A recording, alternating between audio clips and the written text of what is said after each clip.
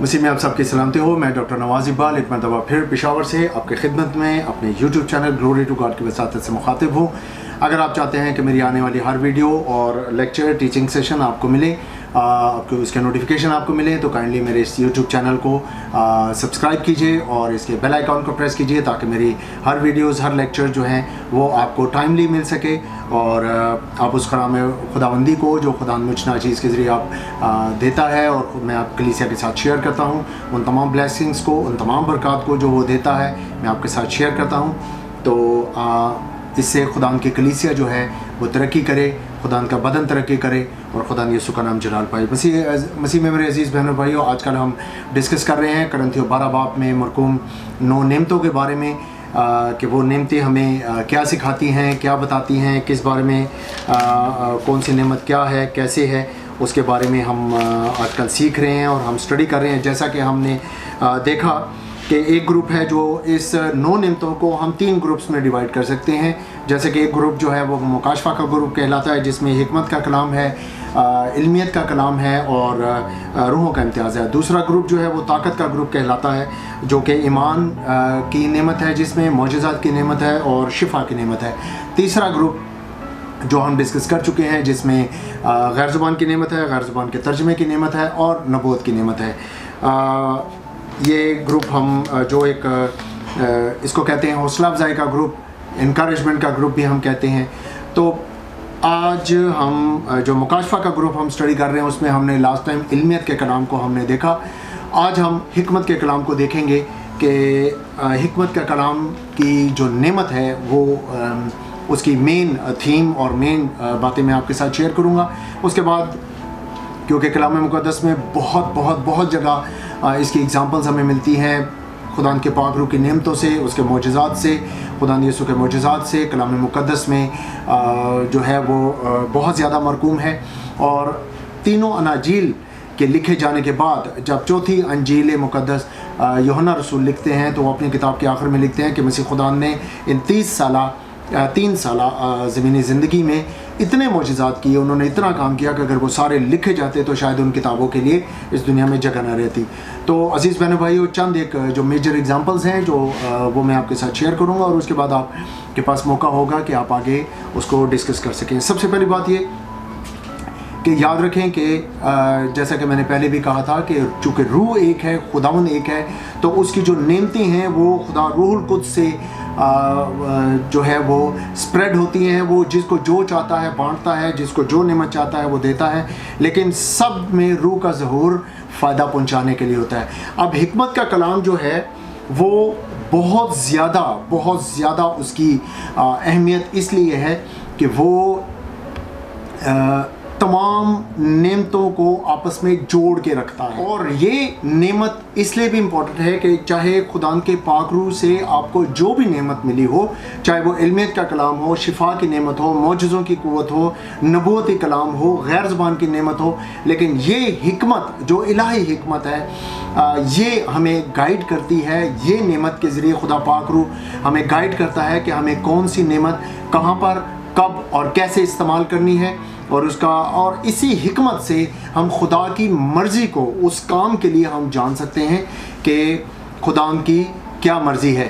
सो इसी में हम खुदा में तजर्बा हासिल करते हैं और हम तजर्बे से मालूम करते हैं कि खुदा की मर्ज़ी क्या है, खुदा की मेहरबानी क्या है, खुदा की शफ़क़त क्या है और खुदा किस तरीके से, कैसे, कब, कहाँ अपना जलाल ज़ाहिर करना चाहता है। देखिए, इसकी हमें बहुत सी एग्ज़ाम्पल्स हमें मिलती हैं, लेकिन याद रखें कि कलाम मुक़द्दस जो है वो जो हमारे कदमों के लिए चिराग और हमारी राह के लिए रोशनी है। जब हम इस कलाम मुक़द्दस को पढ़ते हैं तो ये हमारे अंदर 3 जो बेसिक एलिमेंट्स कह लें या चीज़ें जो हैं वो हमारे अंदर क्रिएट करता है। यानी सबसे पहले हमारे अंदर एतमाद पैदा करता है कि हम खुदा के लोग हैं और खुदा का कलाम जो हमारे सामने है, जिसको हम पढ़ रहे हैं और जो हमारे अंदर भी है, वो सच्चा है।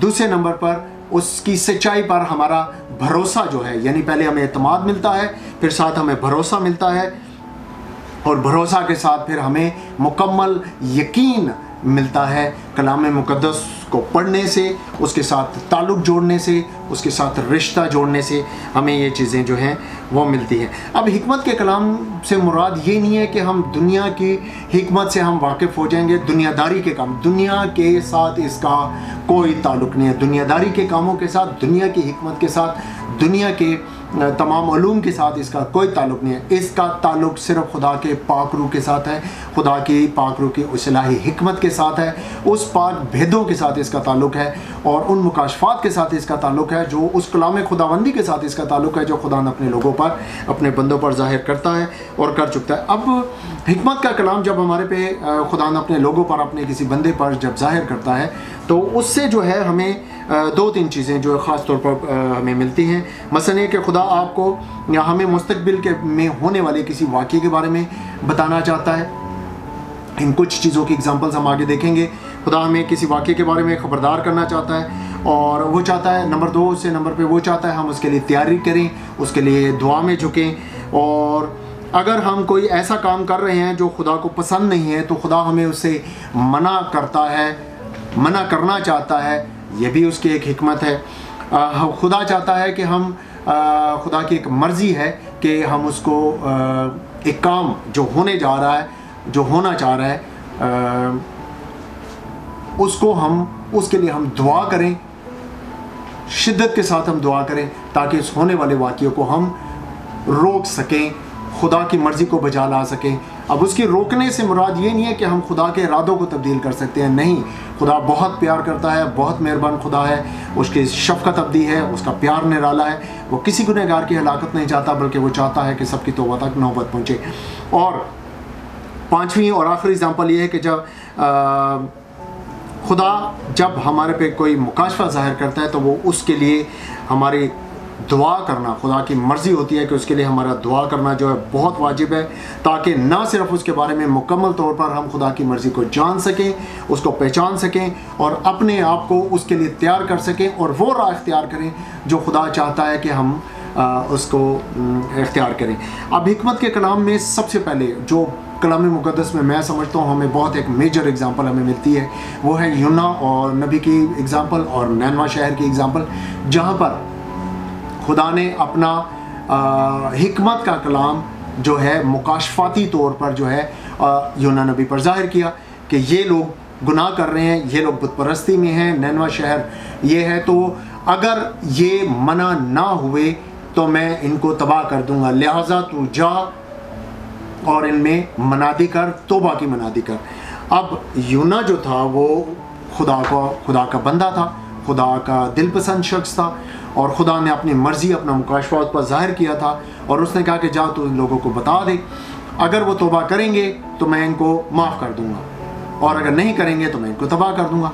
अब यूना को ये मालूम था कि खुदा जो है वो बहुत शफीक खुदा है, वो अगर 100% में से सिर्फ 1% उनको तबाह करने का इरादा रखता है, बल्कि ना उसके अगेंस्ट जो है वो 99% वो उनको बचाने का इरादा रखता है और उसी 99% उसके जो इरादा है उसमें वो चाहता है कि इनको जो है ये मनादी की जाए, उन तक ये पैगाम पहुँचे कि वो गलत काम कर रहे हैं। लेकिन हमें नज़र आता है कि उनमें पहले से खुदा की वो जो एक शफीक और शफ़क़त की रूह जो है और खुदा से प्यार और खुदा से खौफ की रूह जो है वो उनमें, खुदा ने उनके दिलों में डाला है, खुदा का एहतराम खुदा उन्होंने उसके दिल में डाला है। तो जब वो नैनवा शहर में जाकर मनादी करता है यूना नबी, तो वो खुदा के हुजूर में झुक जाते हैं, खुदा के हुजूर में दुआ। अब उन्हें खुदा का मुकाशफा पता चल गया, उसकी हिकमत उन्हें मिल गई, उसकी दानिश उन्हें मिल गई, उसके ज़रिए उन्हें मुकाशफा का कलाम उन्हें मिल गया। तो अब वो क्या करते हैं, दुआ में झुक जाते हैं खुदा की मर्ज़ी के मुताबिक, जो 99.9% शायद खुदा चाहता था कि वो मेरे हुजूर में झुकें, दुआ करें, क्योंकि उनमें जो मैं ये समझता हूँ कि खुदा को उनमें बड़ी एक मेहरबान, एक शफीक, एक सॉफ्ट दिल, एक सॉफ्ट रूह उनके अंदर नज़र आई। उनके अंदर बेसिकली जो खुदा का एक खौफ था, जो खुदा की एक प्यार था, उसके लिए एक मोहब्बत थी, वो खुदा को नज़र आई, लेकिन वो गलत डायरेक्शन में थे। खुदा सिर्फ उनकी डायरेक्शन ठीक करना चाहता था। तो वो जब आए यूना नबी आया, उसने उनको मनादी की, उन्होंने उसके लिए तौबा की और खुदा का इरादा तब्दील हो गया, खुदा ने उन्हें ब्लेस किया और उन्हें बरकत दी। इसके बाद हम इसी तरीके से हम देखते हैं कि खुदा ने बुज़ुर्ग नूह पर अपना मुकाशफा ज़ाहिर किया। ईमान ही से, उस हिकमत से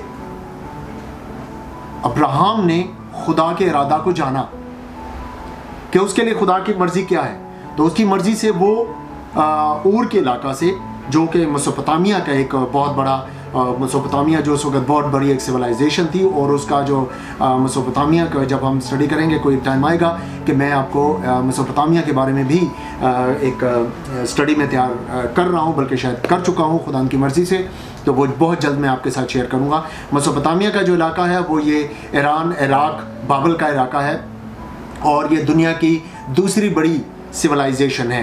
अटलांटिक सिविलाइजेशन के बाद ये मेसोपोटामिया दुनिया की दूसरी और एग्जिस्टिंग, यानी आज के दौर की जो मौजूदा वर्ल्ड है, इसकी पहली सिविलाइजेशन जो है वो मेसोपोटामिया है। उसका इलाका एक और था। यहाँ से अब्राहम जो है वो सारा के साथ अपना वहाँ पर कूच करके फ़लस्तीन के इलाका में पहुँचा, और वहाँ पर खुदा ने उसके साथ जो प्रॉमिस किया, उसके साथ वादा किया। अब अब्राहम खुदा की शफ़क़त को जानता था, खुदा की मोहब्बत को जानता था, खुदा के प्यार को जानता था, ठीक है, खुदा के उस जलाल को और कुदरत को जो उसने उस पर ज़ाहिर किया हुआ था वो जानता था।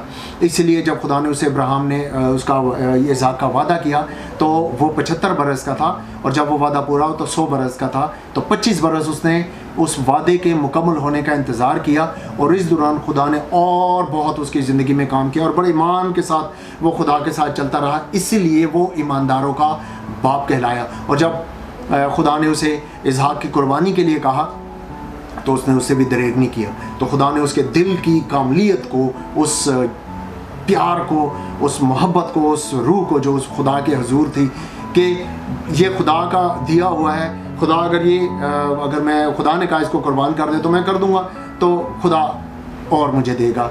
अब उसकी क्या मर्ज़ी है, वो अपने इरादों को किस तरीके से पूरा करेगा, अपने वादे को कैसे पूरा करेगा, ये उसका काम है। लेकिन हमें सिर्फ उस पर यकीन रखना है, उस पर एतमाद रखना है और उस पर भरोसा करना है। और दाऊद पर हम देखते हैं कि खुदा ने आने वाले दिनों में मसीह खुदा के बारे में भी उस पर अपने मुकाशफात को, अपनी हिकमत को जो है वो उस पर ज़ाहिर किया। अच्छा, यहाँ पर मैं आखिर में एक बड़ी इंपॉर्टेंट बात करना चाह रहा हूँ। हिकमत का कलाम जो है वो इल्मियत के कलाम का अगला स्टेप है। इल्मियत का कलाम मुझे मिल चुका, ये इल्मियत का कलाम मुझे मिल चुका, खुदा का ज़िंदा कलाम जो है वो मेरे सामने मौजूद है। अब इस कलाम को समझना और आगे उसमें खुदा की मर्ज़ी को देखना, ये हिकमत का कलाम है कि ये खुदा मुझ पर ज़ाहिर कैसे करता है। और अपनी ज़िंदगी में, इस ज़मीनी ज़िंदगी में रहते हुए हम यहाँ पर अपनी ज़मीनी ज़िंदगी में और अपनी रूहानी ज़िंदगी में इस कलाम को कैसे एग्जिस्ट करते हैं, हम इसको कैसे उसको अमल पजीर होने देते हैं, हम उसको कैसे उसको इम्प्लीमेंट करते हैं, उसको अप्लाई करते हैं, उसको होने देते हैं, अपने कलाम को अमल करने उसके मुताबिक, यानी हम चलते हैं, अमल करते हैं, तो ये हमारे लिए हिकमत का कलाम है। मसीह खुदा जब बेयाबान में आजमाए जा रहे थे, 40 दिन और रात का उन्होंने रोज़ा रखा, जब वो बपतिस्मा लेकर बेयाबान में गए, तो बहुत बड़ी इंपॉर्टेंट एग्जांपल हमें नज़र आती है। शैतान उनके पास आया और उसने कहा, जब उसने देखा कि वो भूखा है, आखिर को उसे भूख लगी, तो उसने कहा कि अगर तू खुदा का बेटा है तो इन पत्थरों से कह कि तुम्हारे लिए रोटी बन जाए। तो खुदावंद इल्मियत का कलाम हमें नज़र आता है जो बड़ी हिकमत के साथ इस्तेमाल हो रहा है। वहाँ लिखा है कि मसीह खुदा ने कहा, कलाम मुक़द्दस में ये भी लिखा है कि इंसान सिर्फ रोटी ही से ना जीता रहेगा, बल्कि हर उस बात से जो खुदा के मुंह से निकलती है। तो इल्मियत का कलाम हमें बड़ी हिकमत के साथ इस्तेमाल होता हुआ नज़र आ रहा है। ठीक है, मसीह खुदा को वो हैकल के कुंगरे पर लेकर वहाँ का, अगर तो अपने आप को नीचे गिरा दे तो तेरे लिए लिखा है कि उसके फरिश्ते आकर जो है वो तुझे अपने हाथों पर उठा लेंगे। तो उसने कहा कि अपने खुदा की आजमाइश ना कर। तो हमें मसीह खुदा की उसमें बहुत ज़्यादा इल्मियत का कलाम जो पहले अनायत हो गया, उसको हिकमत के साथ हमें आगे इस्तेमाल होता हुआ हमें जो है वो उसमें नज़र आ रहा है। अगर हम इसी तरीके से कलाम मुक़द्दस पहला करंथियों 12 बाब और 28 आयत में अगर हम देखें कि खुदा ने कलीसिया में अलग अलग शख्स मुकर्रर किए हैं, पहले रसूल, दूसरे नबी, तीसरे उस्ताद, फिर मौजज़े दिखाने वाले, शिफा देने वाले, मददगार, मुंतज़िम, तरह तरह की ज़ुबानें बोलने वाले। और यही तालीम है जो पौलुस रसूल हमें देता है। ख़ास हालत में पौलुस रसूल ने बराह रास्त, यहाँ पर बड़ी ख़ास एक बात है कि पौलुस रसूल डायरेक्ट मसीह खुदा का शागिर्द नहीं था। उसने जो तालीम पाई मसीह खुदा के उसके जलाल के बारे में, उसकी कुदरत के बारे में, उसके फ़ज़ल के बारे में, वो उसने खुदा रूहुल कुद्स से डायरेक्ट जो है वो उसने उसकी तालीम जो है वो उसने उसमें से हासिल की। अगर हम करंथियों करंथियों दूसरा बाब उसकी 4 से 11 आयत तक मैं लाजमन इसको पढ़ना चाहूँगा। इसको ज़रा गौर से हम तवज्जो से इसको सुनने की कोशिश करेंगे।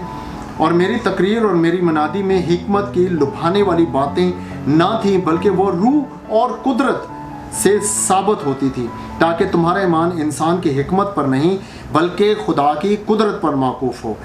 फिर भी कामिलों में हम हिकमत की बातें कहते हैं, लेकिन इस जहान की और इस जहान के नीस्त होने वाले सरदारों की हिकमत नहीं, बल्कि हम खुदा की वो पोशीदा हिकमत भेद के तौर पर बयान करते हैं जो खुदा ने जहान के शुरू से पेशतर हमारे जलाल के वास्ते मुकर्रर की थी। जैसे इस जहान के सरदारों में से जिसे इस जहान के सरदारों में से किसी ने ना समझा, क्योंकि अगर समझते तो जलाल के खुदावन के को मसलूब ना करते, बल्कि जैसा लिखा है वैसा ही हुआ कि जो चीज़ें ना आंखों ने देखी, ना कानों ने सुनी, ना आदमियों के दिल में आई, वो सब खुदा ने अपने मोहब्बत करने वालों के लिए तैयार कर दी। लेकिन हम पर खुदा ने उनको रूह के वसीला से ज़ाहिर किया, क्योंकि रूह सब बातें बल्कि खुदा की तह की बातें भी दरियाफ्त कर लेता है। क्योंकि इंसानों में से कौन किसी इंसान की बातें जानता है सिवा इंसान की अपनी रूह के जो उसमें है। इसी तरह खुदा के रूह के सिवा कोई खुदा की बातें नहीं जानता। ये है हिकमत का कलाम कि खुदा के पाक भेद, खुदा की मर्जी और खुदा का जलाल हमारे ज़रिए खुदा कलीसिया पर, लोगों पर, इस दुनिया पर ज़ाहिर करना चाहता है। और वो चाहता है कि हम इन नेमतों के साथ उसके बेहतरीन सिपाही हों और फतेहबंद सिपाही हों, यस्सु नाम में फ़तह हासिल करें इस दुनिया पर, इस दुनिया की कुव्वतों पर, अबलीस पर हम फ़तह हासिल करें। और वो फ़तह हमें सिर्फ़ खुदावंद यस्सु मसीह के नाम से मिल सकती है और इसी में हम हासिल कर सकते हैं। अब तमाम नेमतें जो हमें ये और इसके अलावा जो लिखी गई हैं ख़ास, इन्हीं से आगे फिर और नेमतें जो हैं वो हमें नज़र आती हैं काम करती हुई। लेकिन हर एक चीज़ को खुदा की रूह की हिकमत के साथ, उसकी दानिश के साथ हमने कैसे इस्तेमाल करना है, कब करना है, कहाँ करना है, किस तरीके से करना है, ये खुदा का कलाम मुक़द्दस हमें बताता है। खुदा के रूह की इस नेमत के ज़रिए हमें पता चलता है। और जैसा कि मैंने लास्ट टाइम कहा था कि मेरा पूरा यकीन है, मेरा पूरा ईमान है कि जैसे जैसे जैसे हम खुदा के कलाम में तरक्की करते हैं और खुदा का हर खादिम जो उसके यस्सु नाम के फ़ज़ल का, उसके जलाल का और उसकी कुदरत का गवाह है, जो उसका खादिम है, जो उसका मिनिस्टर है, उसके पास हर हालत में ये दो नेमतें, इल्मियत का कलाम और हिकमत का कलाम, उसको ज़रूर अनायत होता है। इनके साथ फिर आगे स्प्रेड होती हैं। हम जैसे जैसे इनमें बढ़ते हैं, खुदा की और नेमतें जो हैं वो हमारे अंदर काम करते हुई हमें नज़र आती है। सो खुदा के नाम का शुक्र अदा करते हुए यकीनन हम उसके नाम को जलाल देते हैं, उसकी बंदगी और उसकी बुजुर्गी करते हैं। उसके जलाल के लिए हम खुदा का शुक्र अदा करते हुए नेक्स्ट एपिसोड में हम रूहों के इम्तियाज़ के बारे में हम देखेंगे कि ये नेमत क्या है और किस तरीके से काम करती है। अपने लिए, अपनी कलीसिया के लिए, लोगों के लिए, इस जहान के लिए ज़रूर दुआ करें ताकि खुदावंद का ये बदन उसके रूहानी नेमतों से मुलव्वस होकर बहुत सा फल लाए, ताकि जब वो आए तो हम उसे फलदार दरख्त की तरह मिले। देखें, अंजीर का दरख्त जिसके पास मसीह खुदावंद गए वो हरा भरा ज़रूर था, लेकिन उसके ऊपर फल नहीं था। तो जो उसकी पनिशमेंट उसको मिली वो हम सब मालूम है कि खुदा ने उसे सुखा दिया, उसके कहने पर वो सूख गया, ख़त्म हो गया। ये ना हो कि खुदा अपने जलाल पर आए, जलाल में आए तो हम हरे भरे दरख्त सिर्फ ना हो बल्कि हमारे अंदर फल लगा हो, रूह के फल लगे हों, रूह की नेमतों के फल लगे हों, तब हम मकबूल ठहरेंगे। तो सारी चीज़ें मिलकर खुदा से मोहब्बत करने वालों के लिए भलाई पैदा करती हैं। मेरे लिए, मेरे ख़ानदान के लिए ज़रूर दुआओं में अपने आप सबको हमें याद रखिए कि खुदा ने अपने जलाल के लिए, अपनी कुदरत के लिए ज़रूर इस्तेमाल करता रहे। अपना जलाल और कुदरत मुझ समेत, मेरे ख़ानदान और घराने समेत पूरी कलीसिया में बहुत कसरत के साथ ज़ाहिर हो। खुदा आप सबको बरकत दे। God bless you. Thank you very much.